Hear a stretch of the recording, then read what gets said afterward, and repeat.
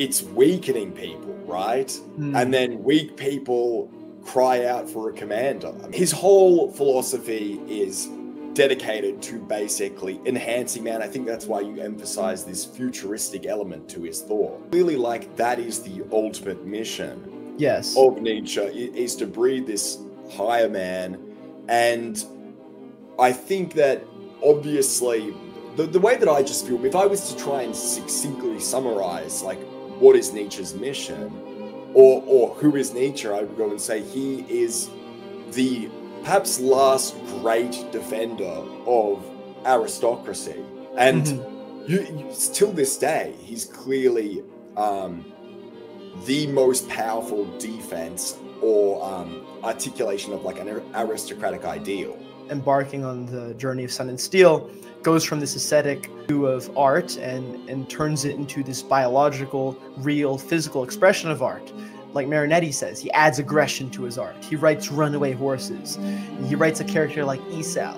And throughout The Sea of Fertility, Esau in Runaway Horses, who essentially is starting a coup of his own, that's the character who he seems to want the audience to sympathize with the most.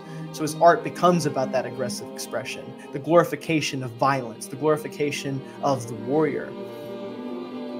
Salvete Legionaries. I am joined by Russell Walter, who you have seen on this show before, an esteemed guest, and today we're going to talk about something that sort of builds off of my conversation with the ARC last week. Last week, the ARC and I talked about aesthetic morality and trying to find an objective sort of approach to life through a different lens. Of course, Nietzsche is a big critic of these moral philosophers such as Kant, trying to create categorical imperatives. However, what Nietzsche is asserting isn't necessarily getting rid of all morality, but a more vitalistic and almost biological view of morality, seeing something that there is a clear relationship with the physical and not regulating everything to this sort of Platonic world of forms. But without further ado, welcome back, Russell Walter. And, I've always enjoyed your content because you kind of you have a lot of videos on art specifically. And what I want to talk about today is sort of Nietzsche's view of art and potentially art as a new metaphysical valuation. So my first question for you is, do you think Nietzsche is trying to eliminate, replace, or redefine morality? I think perhaps redefine. I don't know about eliminate, because I think you always have a value system, don't you? Regardless of whether it's your one. But he certainly represents a break with, you could even say, Western humanism or Western morality, a significant break with Christianity and all of the things that he considers derivative of it, which would be socialism, democracy, and basically leftism, right? That's what he considers. He thinks that those derive from Christianity. So he's certainly trying to break with that form of morality. So I don't know if that's a redefinition or if it's a rejection of morality altogether. I know that some people sort of see Nietzsche as a might makes right type of thinker. And I guess in some sense he is. But I don't know, as per usual, it's never that simple, is it? It's difficult. He's difficult to hold down. It's difficult to categorically say this is what he thinks, because he has these three separate periods. I think that's how the academic community talks about it, that he has three separate periods where he sort of has almost three separate trains of thought. And it's clear that, what he said when he was younger, what he said in, The Birth of Tragedy, is not the similar necessarily to what he said in The Antichrist, although I think that there are more similarities than people realize. So yeah, I guess back to your question, I would say, I guess he is trying to redefine it. I don't know. I think that he basically represents a return to a more ancient form of morality, master morality, or you could even say maybe pagan morality. Mm-hmm. What I think is, I agree with that. I think what he is attempting to do is find a more pagan valuation that's not limited in the dogma of paganism. Of course, he is a big student of Spinoza, for instance, right? And Spinoza's view of of religion and the sort of pantheistic view, to me feels like an acceptance of these pagan valuations, this sort of pagan master morality and vitalism. But of course, it's not rooted in the actual dogma of it. Somebody like Nietzsche wouldn't say, well, you know, Wotan is out there and we have to live in accordance with these gods. He would say more so, let's look at what these forms represent. And I think that you're absolutely right. He sort of wants to return to this more traditional pagan valuation, but not return in a traditionalist sense, but sort of repackage it and redefine it. And what you mentioned, the shift from Birth of Tragedy, for instance, or even Human, All Too Human, to the Antichrist, there's actually a great quote from the Antichrist that I want to read.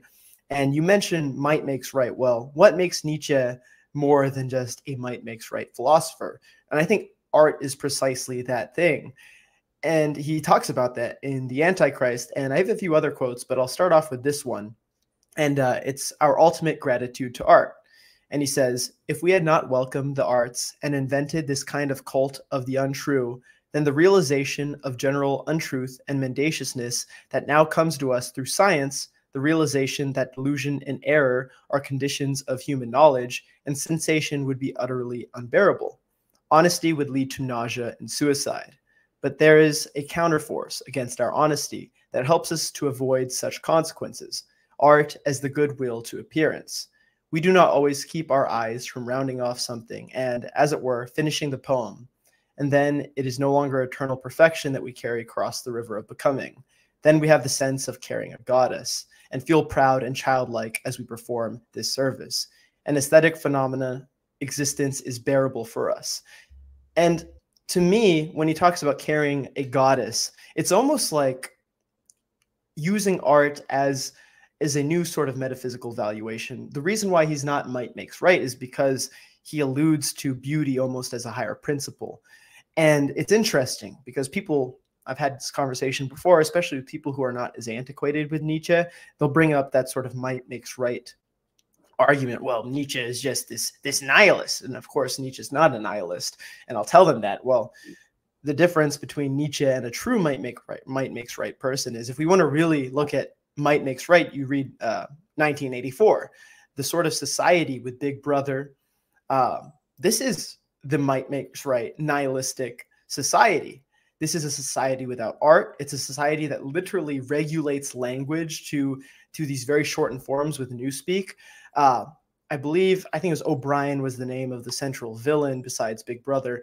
And when he's speaking to Winston, he tells him, what even the Nazis or the Soviets didn't have that we have is that even they clung to some morality. They clung to some higher good, but we don't cling to a higher good at all. We only cling to this nihilistic view of power. So I think that this very evidently proves Nietzsche is not just a might makes right philosopher, that he does believe in a higher ideal, but it's a biological higher ideal. It's art as a biological phenomena and aesthetics as a sort of almost utilitarian phenomena, which is strange because, of course, with Nietzsche, you don't normally think of him as utilitarian. But there's another quote that I'll read in just a second, which sort of alludes to the utility of art. But before I read that, I just want to get your thoughts on that.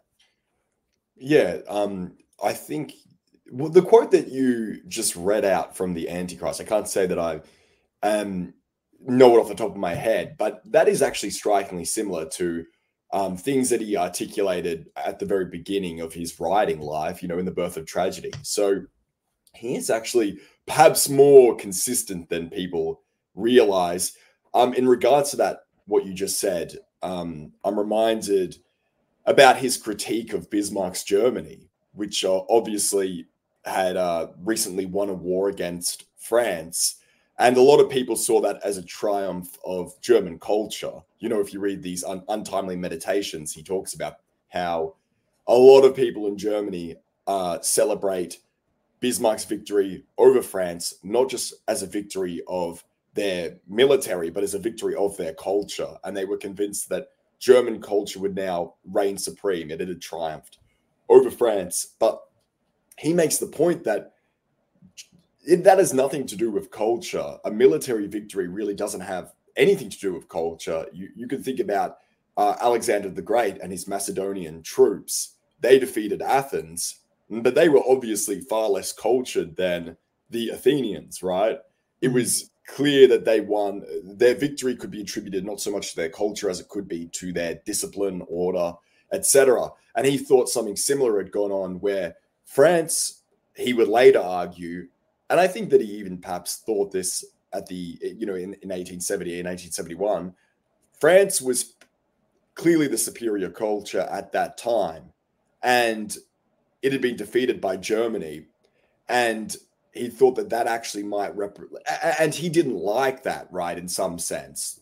He did like the victory, but I'm saying he didn't like the idea, the chauvinism, I guess you could say, and this idea that like, oh, well, this is evidence that we have the superior culture. So he, again, if he was just a might or right, might makes right thinker, then clearly he would celebrate it unconditionally. But he actually is very concerned about what this means for Europe in general, having a triumphant German power, which is perhaps not as cultural, which at that time, he didn't think it had yet a unified culture, because, I mean, it had only just been unified. So, yeah, I think it's clear that he does have that quote as well, life can only be justified as an aesthetic phenomenon. It's a Schopenhauerian point, I think, originally, because Schopenhauer obviously was super pessimistic philosopher. And you could read him, and naturally, I think a lot of people who read Schopenhauer would think, well, why don't I just kill myself? And one of the answers is, well, the life of like an artist really can in some ways avoid the overwhelming suffering. So art for Schopenhauer was a sort of form of salvation and a justification of life. And I think that Nietzsche, who obviously began as a devout Schopenhauerian, like, he did keep that idea for the rest of his life. I believe that in some sense, life could be justified as an aesthetic phenomenon, and the life of the artist and the thinker perhaps gets to avoid some of the, most obvious, you don't avoid the hardships, but that in some ways your life can be justified in a way that it can't if you're not that, I guess. One thing that you mentioned Schopenhauer and his sort of pessimistic philosophy. And I think that when you look at will to life and the difference between will to life and will to power, is this sort of ascetic view of art that Schopenhauer adopts compared to the sort of Nietzschean writing and blood that you would read in Thus Spoke Zarathustra, for instance. And I think that one distinction is that essentially Schopenhauerian will to life does not put a heavy emphasis on the agency of inserting a valuation into life. It's very pessimistic, sort of, this is how it's going to be. You're going to be stuck in this cycle. The cycle is bad. The only way to avoid it is the ascetic life, right? Just detach yourself. Where, of course, Nietzsche is all about inserting yourself in what may seem like the only reality. And I think that when you have a more Schopenhauerian pessimistic point of view, the way you might view life as entropy, for instance, well, you might say to yourself, well, heat death is inevitable. This is what's natural. Naturally, life is this sort of absurd phenomena that should not exist. Well, life is destined for death because, well, through entropy, eventually our universe will experience heat death. So what's the point to anything? What's the point to life? Whereas somebody like Nietzsche is really advocating for an overcoming of entropy and an overcoming of nature. It's, of course, being realistic in the sense that, well, we have to accept the biological realities of it's almost a phenomenological view of life in some sense. Not quite, but what I'm getting at is Nietzsche would, if he was faced with something like entropy, this impending heat death, it would be, well, what can we do to insert ourselves and overcome these what others pessimists might call inevitabilities, or how can we find something worthy within these inevitably nihilistic realities? And what I think is interesting, and there was that quote I was going to bring up that I'll read in just a second, is you mentioned Nietzsche's critique of Bismarck, let's say. And I think what's interesting about Nietzsche is a lot of people will say, well, Nietzsche critiques German nationalism. He critiques the Deutschland über alles kind of German nationalism. And I think that's because Nietzsche is of an earlier Germanic spirit, the same Germanic spirit that Jünger is a part of. It's almost the anarchical German spirit that you got during the time of Rome, for instance. It was this loose confederation of different tribes, the Cimbri, the Teutones, whatnot, who defied imperium. They defied the Roman Empire. They defied being governable. They said, we will be ungovernable. And I think throughout German history, you go from this early Germanic spirit of decentralization, you go to the Teutonic spirit, you go to the Prussian spirit, which is, of course, very ordered. And of course, both Nietzsche and Jünger have an appreciation for this. And then you go to the German spirit, which is the sort of distilled, populist, almost liberal nationalist point of view. So you're going from a more anarchical German identity and German spirit to this very ordered one. And this is, of course, I think Nietzsche's critique of this. And it goes to what you're saying. Well, the Macedonians defeated the Athenians, but does that mean that the Macedonians had a higher culture, for instance? Well, no, right? So, and it also goes back to our first conversation where we said at a certain point, there are these smaller decentralized peoples with more vibrant culture, more vibrant art. But of course, you have to approach the utility of existence, the utility of defending the state. So it becomes this whole sort of dilemma. But I'll just read that quote I was mentioning earlier really fast, where he almost he refers to art from a utilitarian point of view in a sense. And he says, this is on the origin of poetry, again, from the Antichrist. He says, those who love the fantastic side of man and at the same time champion the notion of instinctive morality argue as follows. If we assumed that utility had always been venerated as the supreme deity, how could we possibly account for poetry? After all, this rhythmic speech does anything but promote the clarity of communication, and yet it has shot up all over the earth, and still does, as if meant to mock the expediency and utility. The wild and beautiful irrationality of poetry refutes your utilitarianism. It was precisely the desire to get away from utility for once that elevated man and furnished the inspiration for morality and art. Well, in this case, I have to side with the utilitarians. After all, they're right so rarely that this is really pitiful. In those ancient times in which poetry came into existence, the aim was utility, and actually a very great utility. When one lets rhythm permeate speech, the rhythmic force that reorders all the atoms of a sentence bids one chooses one's word with case and gives one's thoughts a new color, making them darker, stranger, and more remote. And that is more to the quote, but I don't want to read too much of it since it goes on a little bit. But essentially, that's okay. You have to see art as something beyond the utility of purely a nihilistic might make right. But at the same time, it's also, well, there is a utility to art. And he says this earlier in this same chapter as well, when he's talking about the heroic notions one gets from art. And he says, this kind of devotion from nature is perhaps the most agreeable repast for human pride. For its sake, man loves art as the expression of a lofty, heroic unnaturalness and convention. So it's this interesting sort of, I mean, I don't know if it's quite a contradiction, but it almost is in some sense. But of course, yeah, I won't go too on with that. But I don't know. Do you have some thoughts on that? I kind of went off a little bit. I have some thoughts more so on like what you were previously saying about. Yeah, for sure. It's actually, I really struggle to work out Nietzsche's political views, because it's clear that during that transition to German nationalism or German unity, he does grow increasingly critical of that. And I think that he was sympathetic to Jacob Burckhardt, that lecturer, because when he was in Switzerland, he meets Burckhardt, who's of course a historian, and a Swiss aristocrat who is very sympathetic to localism. And I think that he actually was very much influenced by Burckhardt. You could say that Burckhardt and Wagner really were the two main influences on his life when he was in his 20s. And Burckhardt was this defender of localism, a huge critic of nationalism and mass democracy.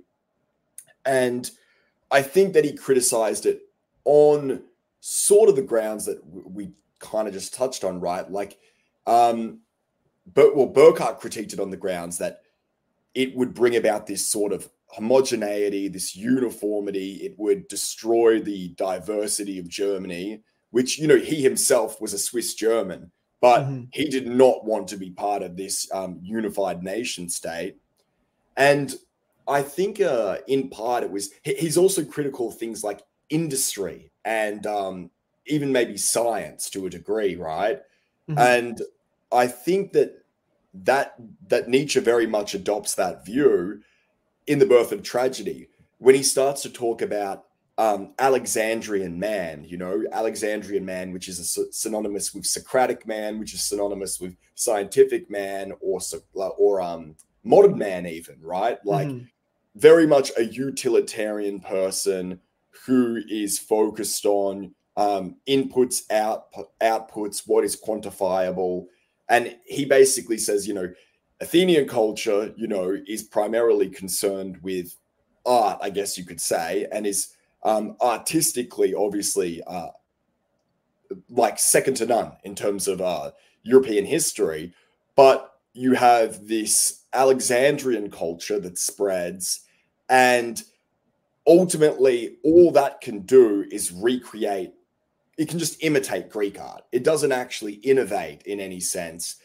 Insofar as it produces interesting art, it's just copying Greek art in the same way that Rome, maybe you could argue, did that as well.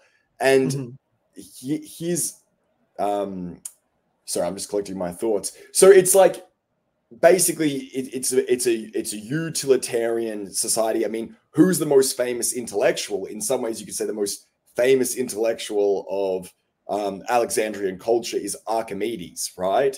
Again, he is obviously a genius, but he's mainly a genius in the scientific, technological sense, right? And I think that whenever Nietzsche talks about the past, in some weird way, he's actually talking about the present.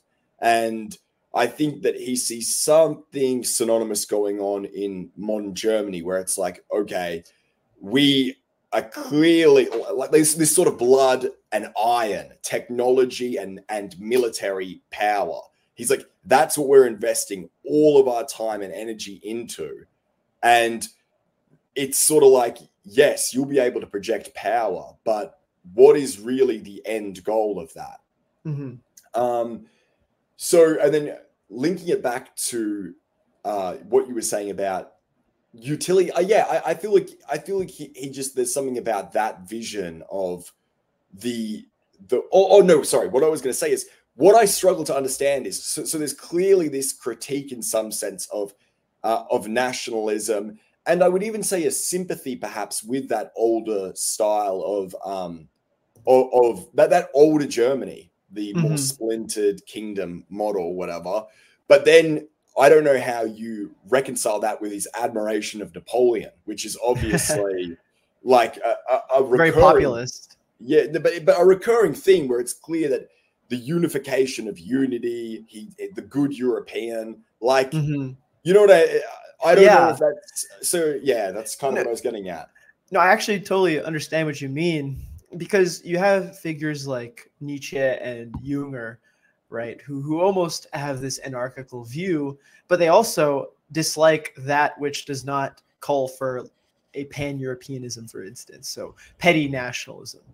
It's very interesting. And I think that one figure that I think is fascinating and is probably an underrated disciple of Nietzsche is actually Filippo Tommaso Marinetti. And I'm not sure how familiar you are with Marinetti. I know you did a video on art in fascist Italy, so of course the futurists play a major role in that.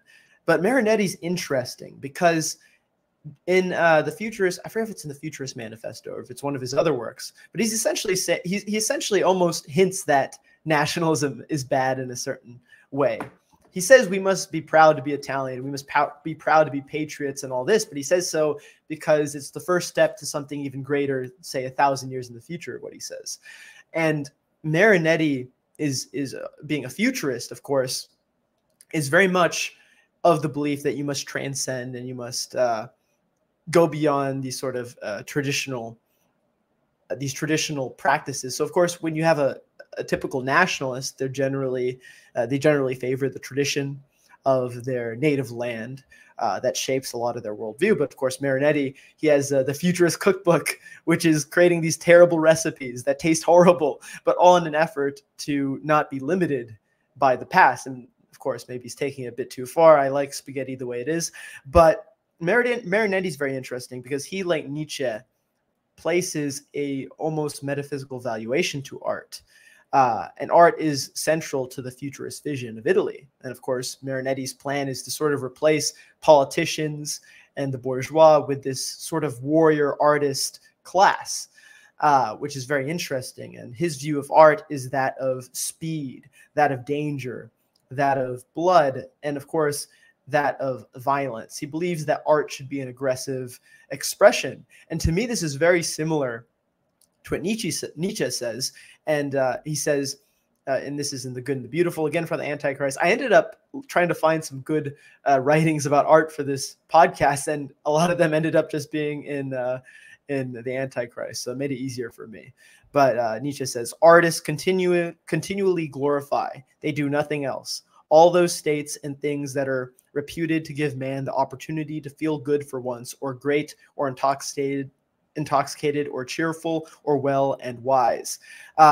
So art as a glorification, Marinetti says, well, art must glorify indomitability. It must glorify speed. It must glorify violence. In the Futurist Manifesto, there's a part that says the beauty of violence, right? And I mean, Marinetti's an interesting figure because in many ways he's not quite a nationalist. Like, he is a nationalist, but he's sort of saying, well, we Italians have to be nationalists for now because this is the short-term organization for what eventually will be this sort of trans-Italian imperial project, which is interesting. So I actually think Marinetti is, and the way he writes, there's not really much analytical knowledge to be extracted from Marinetti's writing. Like, I'll read a few pages and I'll be like, well, what did I really learn there? Okay, speed. But it's very aesthetic. He writes very aesthetically, which I think is interesting. And of course, you sort of, to me, what Nietzsche is getting at with utility is almost that there is a positive utility and a negative utility, not simply that you must get rid of utility altogether. And of course, you mentioned the Alexandrian man, the Socratic man, and of course, a lot of us would argue, well, the Socratic man is the early Christian man, and hence becomes the foundation of Western morality. And in Birth of Tragedy, of course, Nietzsche is highly critical of this. So it's almost not that, well, utility is bad, but that there is good and bad types of utility. And ultimately, it seems that the utility that Nietzsche is aspiring for is the glorification of the vital. But of course, I think that ultimately, when it comes to the political views of Nietzsche, we just don't have enough to sort of understand, well, Nietzsche, should we stay this tiny little city-state with great artists, or should we expand and become an empire, Nietzsche? What do we do? So that probably will baffle people forever. But I think what becomes of those who study Nietzsche is, of course, that the disciple must eventually go beyond the master, the teacher. And, well, how do we interpret attaching a value system to Nietzschean philosophy? And Marinetti's futurism is an attempt. I think it's also interesting if we want to sort of see the aesthetic phenomena that delves into metaphysics, but from a more biological, physical way. I always think of Mishima, for instance. Mishima is fascinating to me because, for all intents and purposes, he expresses his political vision as a traditionalist vision. He expresses it as, well, the West has corrupted Japan. We must return to a Japanese way of life, a traditional Japanese way of life. We must restore the emperor. I'm going to form Tatenokai for that. But Mishima is not really a traditionally Japanese person at all. His favorite author, for instance, being Thomas Mann. Of course, he was really big into Bataille, which I want to get to a little bit later. He, of course, read Nietzsche. He was fascinated with D'Annunzio. Many people believe that his coup and the Tatenokai were inspired by D'Annunzio's March in the Fiume. But Mishima is very much not a traditional Japanese person. he's very much this blend of East and West. And you see this in his writing. His prose is not traditionally Japanese, though it does have a lot of insertions of Japanese culture in it. It's almost a Western way of writing Japanese culture in some regards. But what I like about Mishima is you go from this non-vitalistic artistic expression in his life. Of course, early in his life, he's very much an ascetic. He doesn't go outside. He's skinny. He's frail. He's nocturnal, as he put it. When he talks about the corrosive nature of words, and I think, was it white termites or white ants that he uses as an analogy? It's almost the Schopenhauerian artistic expression, pessimistic in a sense, purely ascetic, without that biological phenomena to back it up. And of course, through Sun and Steel, through his journeys to Greece and looking at the Greek statues, which I think Nietzsche is basically saying in the Antichrist, this is what we want to glorify, the warrior, because that's what the Greek statues represent, is a warrior. And of course, Mishima, embarking on the journey of Sun and Steel, goes from this ascetic view of art and turns it into this biological, real, physical expression of art. Like Marinetti says, he adds aggression to his art. He writes runaway horses. He writes a character like Esau. And throughout the Sea of Fertility, Esau in Runaway Horses, who essentially is starting a coup of his own, that's the character who he seems to want the audience to sympathize with the most. So his art becomes about that aggressive expression, the glorification of violence, the glorification of the warrior. And when we think about creating these sort of valuations, these new valuations, aesthetic valuations, whatever, I'm reminded of a Mishima interview where he says, I think I wrote it down earlier. He says, let me find this. Mishima says that human beings are not strong enough to live and die just for themselves. And this goes back to, I think, what Marinetti talks about. Well, we have to be nationalists at first. And of course, Mishima himself, he almost takes a Kierkegaardian leap of faith by making the Emperor of Japan his god, by making Japanese traditionalism his god. So it's very interesting. What I'm getting at is ultimately, I think, to be a true student of Nietzsche is you almost have to be a futurist, and you almost have to be unburdened by the past valuations, though you take inspiration for them. But of course, there is the utility of, well, you do need power. Well, you do need organization. How do you attain that? So I droned on again for a bit, but I don't know. What do you think? Do you think that, what's your sort of views on a redefinition of Nietzschean philosophy, and maybe even attaching a moral valuation to it in an actual organized form? In terms of how do I think that Nietzsche is trying to redefine morals? Is that what you're asking? Yeah, like, because I think that before he got sick, Will to Power was intended to be this almost more of a magnus opus than Thus Spoke Zarathustra. It was meant to be, well, here's a new morality, right? A transvaluation of all morals. And I think there is an objective to what Nietzsche is talking about. I don't know. It's a broad question. We can also shift the conversation as well. No, I think that will to power is interesting, right? And that I think it's the most controversial of all of the things that were quote unquote written by Nietzsche, because it wasn't in fact written by him, right? It's a series of notes that have been collected. Mm-hmm. And I think that of all of the texts, it's the one that people think is perhaps the most edited and modified, because his sister, who was actually like very, very, very much a manipulator, yes, of like even in her own life, I believe she joined some weird Wagnerite colony in South America, and basically what happened was she would write newspaper articles where she would advertise the colony in South America and be like, it's arable land, and we've created a society based on like the principles of Wagner's operas or whatever. And then people would get there and it's like, totally infested. Land is not arable whatsoever. And yeah, I think in the end, like, yeah, she was like sort of defamed because of that. But it just goes to show that she genuinely was a manipulator of the truth. And she would twist things in ways that suited her purposes. And I think people have said that about the will to power. What makes it tricky is you don't know how authentic things are necessarily. Though that said, I don't go as far as some people, because some people try to discount some of Nietzsche's more radical ideas as simply like the product of his sister. And, will to power really bears no relation to any of his previous thought, which is obviously absurd, right? When you read The Antichrist, or when you read even like Beyond Good and Evil, where no one would suggest that he was insane or whatever when he was writing that, because it was, I think Beyond Good and Evil was written in the late 1870s, right? So like 76, I think, or 73. 73, yeah, I feel like. Let me look it up.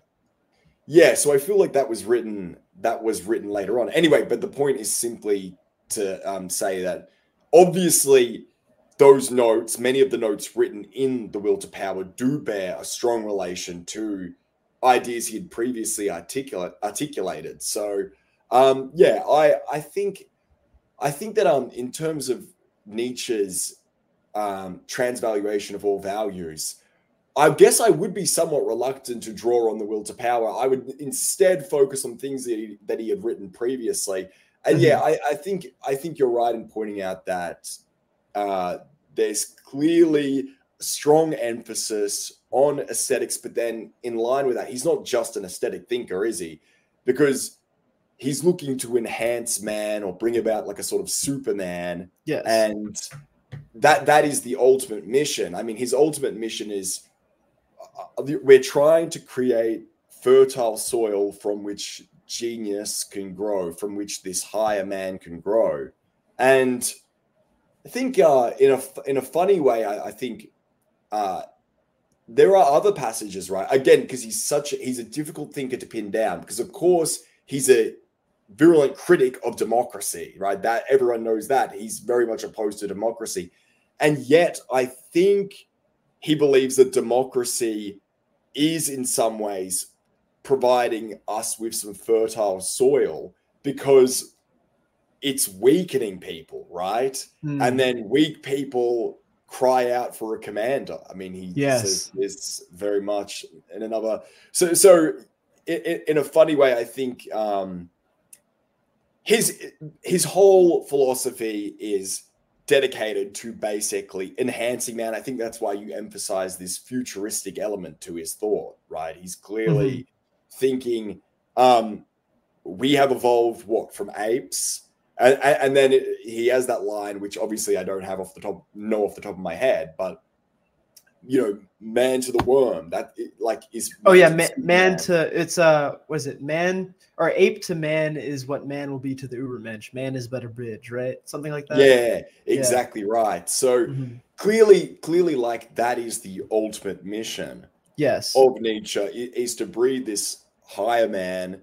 And I think that obviously the way that I just feel, if I was to try and succinctly summarize like what is Nietzsche's mission, or who is Nietzsche, I would go and say he is the perhaps last great defender of aristocracy. And till this day, he's clearly the most powerful defense or articulation of like an aristocratic ideal. Yes. Or even perhaps you could go further and say perhaps even like a tyrannical, right? Because clearly he thinks that like some sort of tyrant needs to emerge in the Napoleonic sense to bring out that old world. I don't know how much I'm answering your question, but I think that in terms of you asked about like what is his moral mission, if you could put it that way, and I guess it is what will bring about like this sort of higher man. How do we create fertile soil for genius? I think that's as succinctly as I can summarize it. Yeah, and going off of that, also to answer our question earlier, I don't know why I said 73, because obviously Beyond Good and Evil is a lot later, but 1886 was Beyond Good and Evil, but of course, I mixed up because I think Birth of Tragedy was like 73, so that's like the beginning of his writing is like the 70s, and then Thus Spoke Zarathustra's 83. But anyway, I thought Beyond Good and Evil was like still in the. I thought it was like late 1870s, but there you go. Okay. At least it was published in 86. Of course, maybe there's earlier drafts written because a lot of his books started as essays. But anyway, well, with Will to Power, when I say Will to Power was meant to be a transvaluation of all morals, I meant what Will to Power was originally supposed to be. Because, of course, like you say, it ends up just being a collection of his letters. But he does have plans to create a book titled Will to Power, which is an actual book and which does actually try to answer these questions, but he doesn't get around to it. So as you say, his sister ends up compiling all these old manuscripts and whatnot. So Will to Power, as it's published, is nothing like what Will to Power would have actually been had Nietzsche's mental state not deteriorated so fast. And I think it's very sad. It's both very sad that we can't see that, but it's also, it's like you say with democracy creating a fertile soil, the fact that Nietzsche never got out the last word. That's exciting because it gives us the opportunity to sort of interpret that and maybe sort of Übermensch artist type come up with that that new moral valuation. But with what you're saying about democracy creating the fertile soil, it's almost this sort of accelerationist perspective, right? I think it's interesting because when he talks about the death of God, for instance, it is almost an accelerationist take. It's, you know, like the last man and all these different ideas. Well, this is fertile ground for something to have an almost divine aura and insert itself in this chaos, which is really interesting. And what is interesting as well about Will to Power, and as I mentioned earlier, is that entropy as the sort of initial force of life, Will to Power is different from entropy. It's different from will to life. Will to life being this just instinct survival. Of course, Will to Power is something more. Evolution sort of validates Will to Power because if, of course, life was just about survival, why would we evolve at all? Why would we evolve to be beings that can die? If energy is the first thing that exists, why would we not just stay energy? Energy can't die. Energy can't be destroyed. But of course, you have these emergent properties, which almost their meaning is almost self-validated. It's random. It's almost this infinite randomization, which of course leads to life. And then from there, you have Will to Power emerge, which is so interesting. So what that says to me is that we have the agency to insert ourselves into the meta in a sense. And maybe it's not metaphysical really, but it has that same sort of feeling.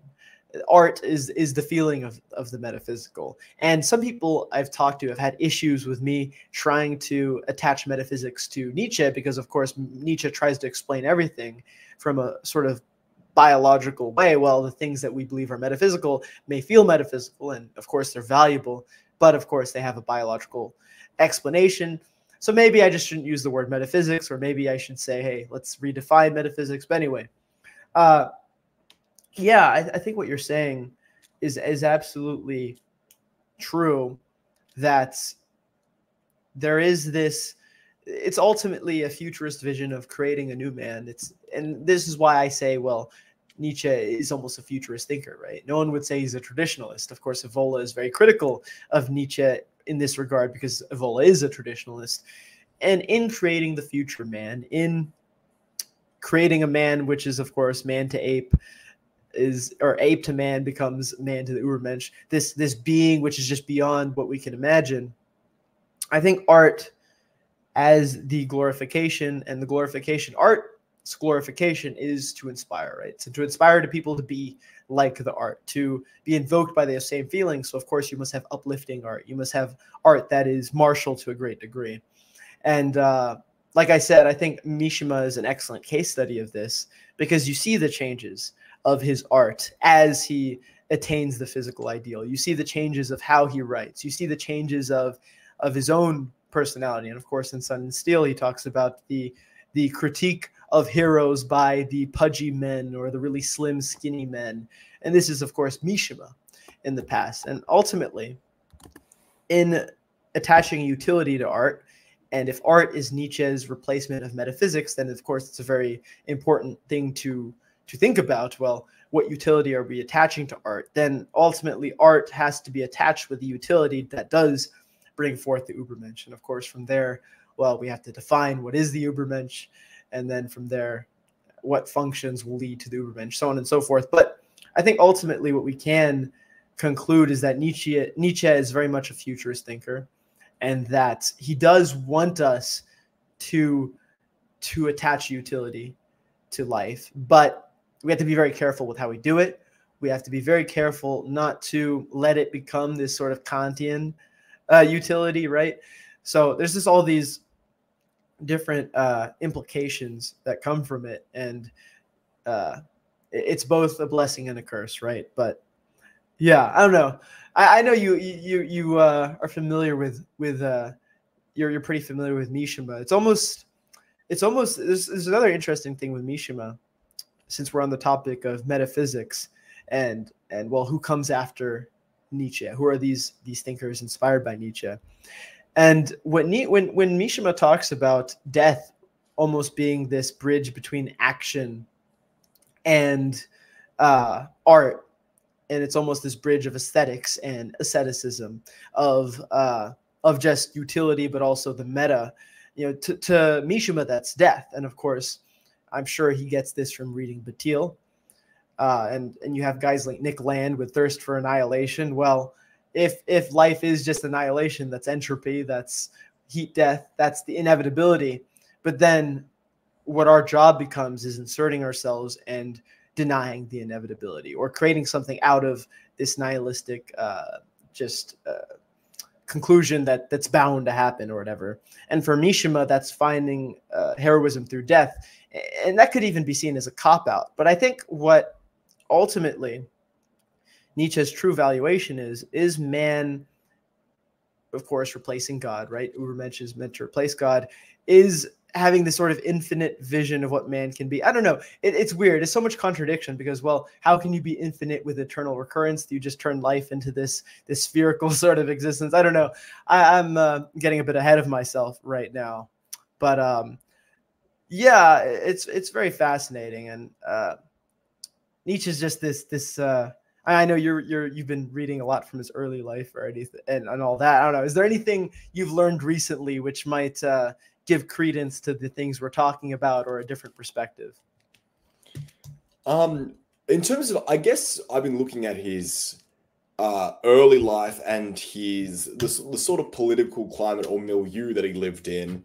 I know there's a quote where he says, the milieu theory, a neurotics theory, right? That, I don't know, the idea that you can explain someone's outlook on the world kind of by looking at that world is silly. Like, great men are always like comets, or they're kind of random. They have nothing to do with their age. But I do think you can get insight into his life by looking at the world that he was born into. But in regards to it giving insight into what we're speaking about, I'm not so sure. I feel like the beginning of his life was very different in some ways to, the first half of his life was very different to the second. And I've been looking more at that first half, which, he's very much like a man of the world in a sense. And I think that as he becomes more isolated, once he hits maybe, let's say 30, and he starts getting more isolated, I do believe that's more when he begins to focus on the things that we're discussing. So yeah,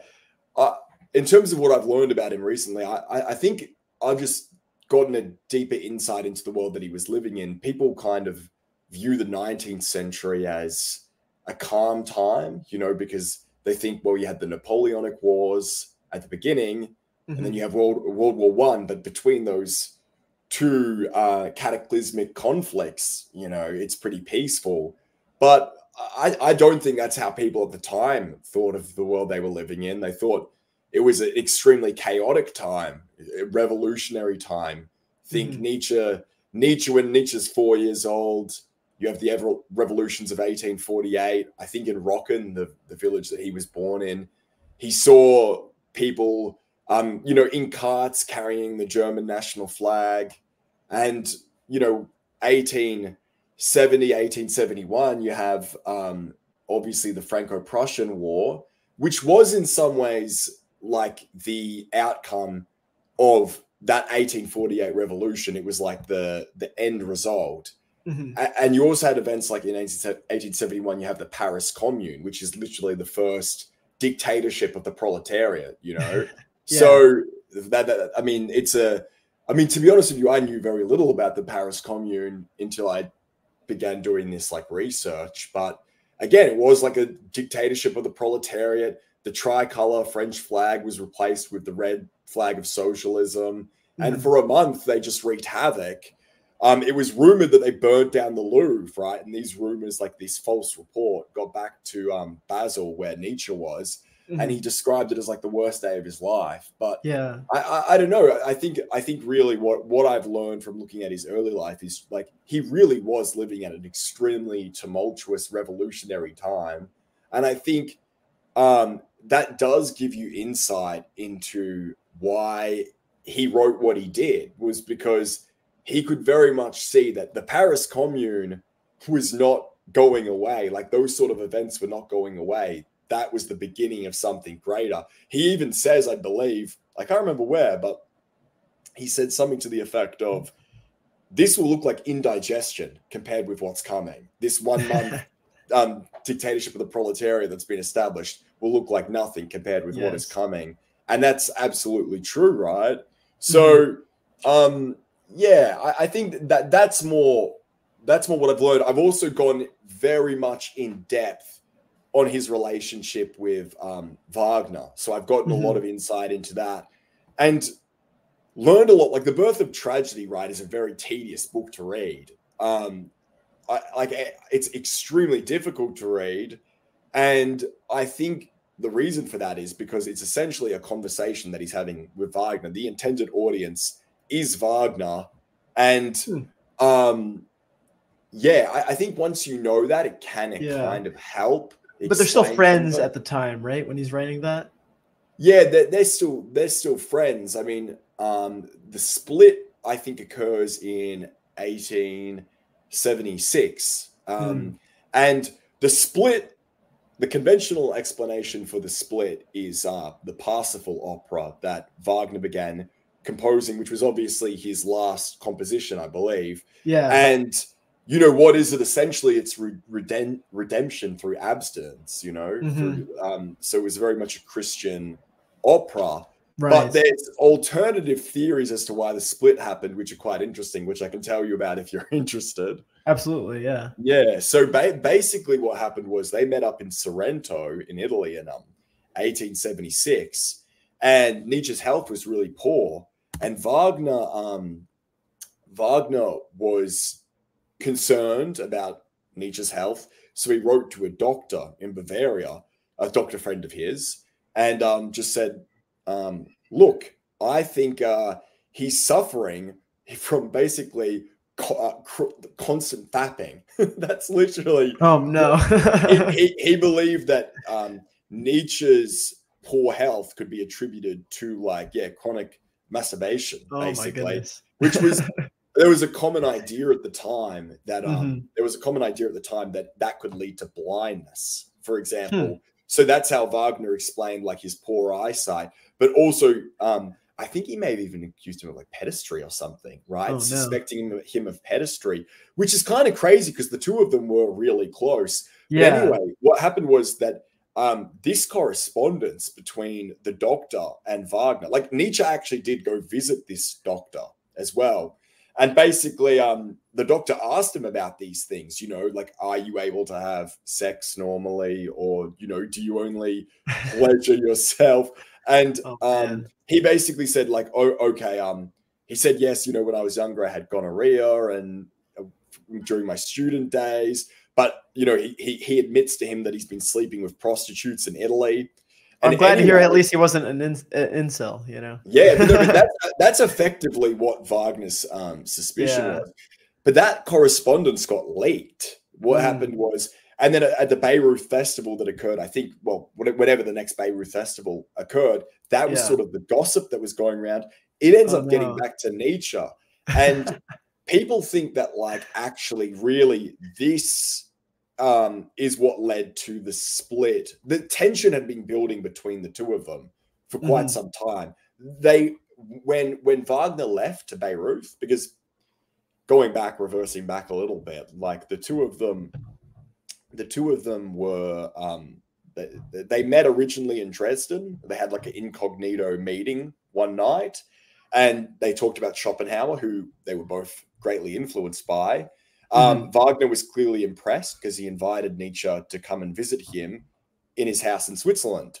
Yeah. And then, of course, Nietzsche gets a job as a professor in Switzerland. He's about, 2 hours away from where Wagner is living. And he begins to regularly visit Wagner. I think that he had his own room in Wagner's house. Like he literally had a room. So really close. Yeah. And I think he visited something like 23 times in 3 years, and he would stay for like a week, basically. So there's letters that Wagner writes, which basically say, second only to my wife, you are the person who I'm closest to.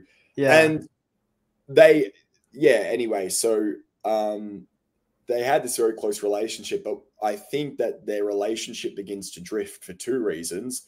The first is that Wagner moves from Tribschen in Switzerland, this little manor house, this head manor house, he moves to Bayreuth in Bavaria. And once he moves to Bayreuth, like that same intimacy that they enjoyed in this remote agrarian Swiss location, they never reestablished that, because Bayreuth is just, there's always, these sycophantic people rolling through. There's money men, there's actors, there's singers. And basically like it's almost like you're visiting like, a king, rather than in the past where the two had like this intimate relationship. Instead, it's like you're visiting and maybe you can get like 10 minutes with me. You know what I mean? Yeah, no, he's he feels holier than thou. I'm this big guy now. Yeah, exactly right. Nietzsche.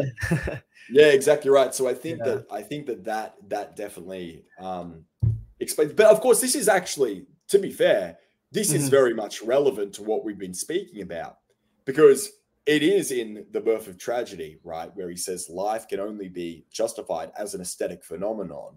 And I think that there is this strong emphasis on aesthetics, which will, of course, exist for the rest of his life. But in some sense, it finds the most intense articulation in that book. And really at this time, that is a piece of Wagnerian literature. I mean, that's why I think you need to understand it, is what is the core contention of that book. It's that we need to bring about a rebirth of tragedy, a rebirth of Greek tragedy. What was Greek tragedy? It was when all of the arts were united, right? So you had music, poetry, acting, dancing, singing, right? All of the different art forms combined into one. And that's what, Aeschylus would do. He would get all of these artists together and they would put on a tragedy about some mythological Greek figure. And Nietzsche's contention was that performance could, in some sense, not in some sense, it literally was a religious festival, right? The 4-day festivals held in honor of Dionysus were religious in nature. So here, what do we have? In ancient Greece, you have the tragedian as priest, essentially, or the artist as a religious figure, right? Explicitly. So, and what did Greek tragedy do, according to Nietzsche? Well, not only did it gather up all the arts, it gathered up all the Greek people. And in some sense, it made the Greek people, right? His idea is that these tragedies that deal with these mythological stories, that's what brings the Greek people together. And basically what he's saying is like, now Germany has been unified, right? In a political and economic sense, but not in a cultural sense. He's saying there really is no German culture yet. And what we need to do is unify it culturally and spiritually, not just economically and politically. Bismarck unified it economically and politically. Wagner needs to unify it culturally and spiritually through tragedy, in the same way that the Greek tragedians brought about unity through art, it's like Wagner is going to do that through a rebirth of tragedy. Like it could have, I think that there were alternative titles which had something like the rebirth of tragedy or something. Yeah. So interesting. So that very much, and a lot of that birth of tragedy book, I believe, a lot of the ideas are originally articulated in Wagner's own works. So he obviously, after he participates in the Dresden Revolution of 1848, and he has to flee. He's accused of setting fire to the opera house, I think, or not the opera house, but anyway, he's a political wanted man throughout. He's wanted throughout Europe for his participation in this revolution, and he goes into exile. And obviously, in exile, he can't compose music, so he just writes. He writes pretty intensely for like 5 years. And a lot of those ideas that were articulated in The Birth of Tragedy were first articulated by Wagner in those works. So, I think all I'm trying to get at is that originally that he was almost like a propagandist for Wagner, right? Yeah. Like, I mean, to say that that's a bit dismissive, but there's some truth to it. Where what is that book? It's essentially a call for the Bayreuth Festival, like, and that the idea that in some sense Wagner could unify Germany spiritually and culturally, and unify it. It should be said as well. Remember, Wagner did not write about Greek myths, and he didn't write about Christian myths. He wrote about Germanic myths, right? Which are obviously pagan in nature. I think that's another reason why people mention Parsifal as a split, was because Christian, Parsifal, right? it was Christian rather than pagan. So I think the split between them really did begin because Wagner loved The Birth of Tragedy. Wagner loved it. He thought it was an amazing book. And I think the split sort of began maybe in part after the Franco-Prussian War. I think Nietzsche did find his nationalism distasteful, genuinely. Some aspects of his nationalism distasteful, like the chauvinism. And then another thing is, I do think there was more of just a resentful element to it, where Wagner just wasn't able to give him the same time that he previously had. So, I mean, whether that's really relevant to what we've been speaking about, I don't know, but it clearly is relevant to his conception of art, right? Absolutely. Nietzsche does not, a point that Wagner repeatedly made is that art has degenerated to the point of entertainment, right? Wagner, in these works, he would, like Art and Revolution, he'd constantly say, now, what does the artist do? He was a court composer in Dresden. He's like, what do? I play music that aristocrats and wealthy businessmen sit around and eat dinner to. Like, I'm an entertainer.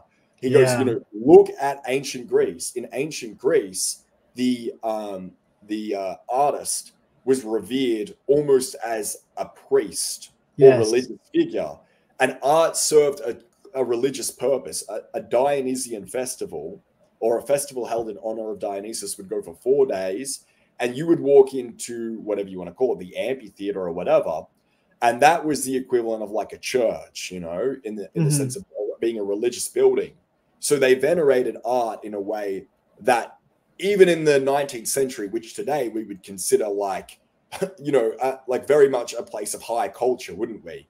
But even then, you've got Wagner saying it's degenerated to the point where art is just entertainment now. It doesn't have, and Nietzsche clearly holds that view. So we need to return to ancient Greece. Like, even think about the fact that the Bayreuth Festival, he hosts 4 operas over 4 days. That was done intentionally. That was done because he was trying to revive the festival held in honor of Dionysus that was held in ancient Greece, right? So it's this idea of a return to antiquity, where the artist holds a revered, place in the culture. Yeah, and saying that, it makes me wonder if having that religiosity to an orchestra, for example. Perhaps Nietzsche is highly critical that, of course, I believe Parsifal doesn't have to do with like Parsifal seeking the Holy Grail or something like that. I forget what the story is about. Isn't that the central story? Yeah. And of course, you know, this is a very Christian theme. And so who knows what perhaps that contributed to Nietzsche's critique of Wagner. I'm sure you know more about that specifically than I do. But no, it's interesting to know all the background behind that. And one of the few Nietzsche works I haven't read is Nietzsche contra Wagner. So I think that'll be interesting to read and just get a better grasp of their relationship. But no, it's really interesting, and I'm sure in the future we can talk a little bit about his early life as well, because it's like you say, from the limited knowledge I have on Nietzsche's upbringing, it's like you say, vastly different. I mean, he's a philologist at first, so going from being probably a relatively cushiony life as a lecturer or as a teacher, and all the way to what he becomes later on, it's a lot of variation for sure. Well, I don't know. The thing is, there's this debate that goes on online, like, was Nietzsche just a loser, right? Basically, yeah. It's like, you know, can you just dismiss everything that he says on the grounds that, you know, he was just like a sickly guy who basically lived in borderline like isolation for many years? And it's like, well, he very much could have had worldly success. He was the youngest professor at Basel University. Like, he managed to become a professor, like 24, right? Yeah, 24, but he had no degree, right? So think about how crazy that is, right? Yeah.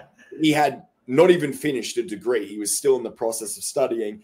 And again, like, people could dismiss that, like, oh, what, he became an academic. It's like, this is at a time where that actually meant something. It's not like now, you know, like 19th century Germany, philology as well was at that time an extremely rigorous discipline. So that is an extraordinary accomplishment.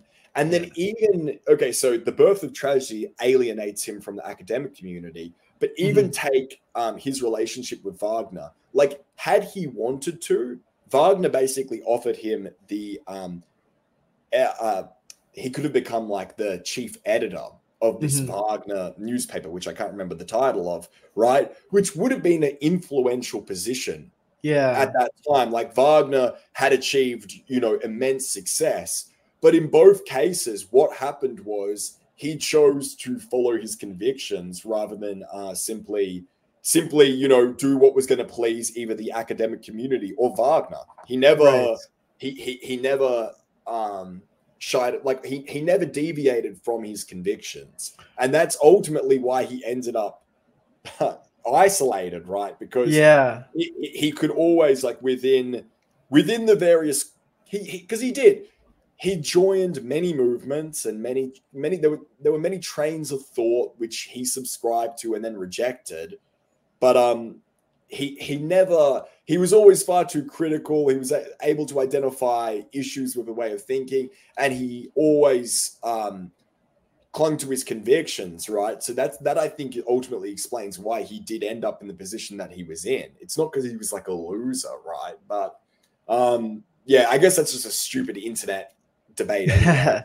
So, if there's something I'll get out of that is I'm very happy that Nietzsche did not die a virgin. I can go to sleep well at night now. But no, it's all very interesting, and I think that, you know, I know you got to get going soon, so it's probably a good place to end it off. I think we covered a lot of really good stuff, and I always like hearing these little tidbits of information that you wouldn't just get from a Nietzsche book. You have to dive a little deeper to learn about. So I find that very interesting. And you know, thank you for coming on again. It's always a pleasure to speak. And you know, I'm sure we'll have some interesting thoughts for a future conversation. And thanks for being on. And any last things you want to say to the audience? Hail Putler. Hail Putler. Who's Putler? That's what Bap always says. Oh, Ave Caesar, yeah. Ave Trump, hail Putla. Yeah, I never watched the ends of Caribbean rhythms. I always end up watching like 3/4 of them and then putting it down. So more lore. But yeah, you see, thank you for listening, everybody. I'm actually Bep this whole time. So I'm here in Jamaica. Anyway, thanks everyone for watching, and yeah, tune in for the whatever we have coming up. I don't know. Anyway, but yeah, thank you everyone for watching, and this is the Warrior Philosopher, building the foundations of the warrior philosophy. We'll see you next time.